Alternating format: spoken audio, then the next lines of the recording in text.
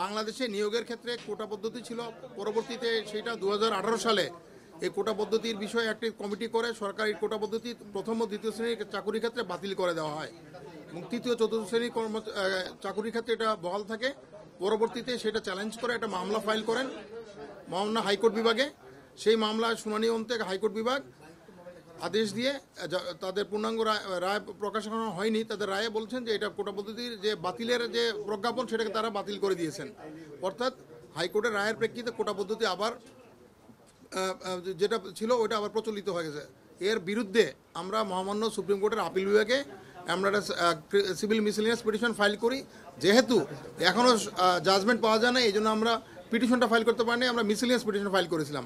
তো সেই মিসেলিনিয়াস পিটিশনটা কোর্টে আসছে, আজকে শুনানি হলো। তো আমরা কোর্টকে বললাম আমরা যেহেতু জাজমেন্টটা পাইনি, এখনও জাজমেন্ট না পাওয়ার প্রেক্ষিতে আমরা এটা নিয়ে আমরা কিছু করতে পারছি না, এবং যেহেতু এই কোটা পদ্ধতিটা বিলুপ্ত ছিল গত 5 বছর থেকে, সেই ক্ষেত্রে নতুন করে এখন জাজমেন্ট না পাওয়া পর্যন্ত এটাকে বন্ধ রাখার জন্য আমরা স্টে চেয়েছিলাম।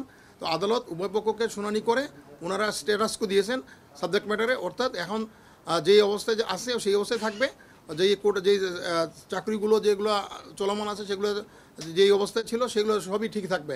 এটা আর এখন এই স্ট্যাটাসকোর কারণে হাইকোর্টের রায়টা এখন আর হচ্ছে না, এখন ওনাদের স্ট্যাটাসকোটাই কার্যকর হবে, বহাল হবে।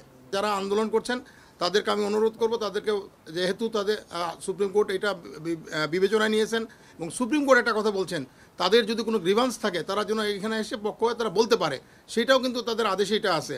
অতএব এখন আর কোনো যৌক্তিক তাদের কোনো কারণ নেই, তারা অবশ্যই এটা বন্ধ করে তাদের অবস্থানে ফিরে যাওয়া উচিত। কারণ তাদের কোনো আন্দোলন আর করার এবং জনদুর্ভোগ বাড়ানোর কোনো যৌক্তিক কারণ এখন আর নাই তাদের কাছে।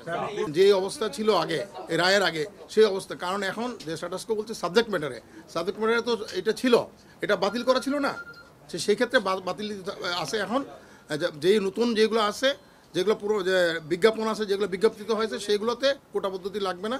পরবর্তী নতুনটা যদি করতে হয় তাহলে এখন আপাতত কিছু করবে না, মামলাটা 7 তারিখে শুনানি হবে, তখন কোর্ট ঠিক করবে এটা।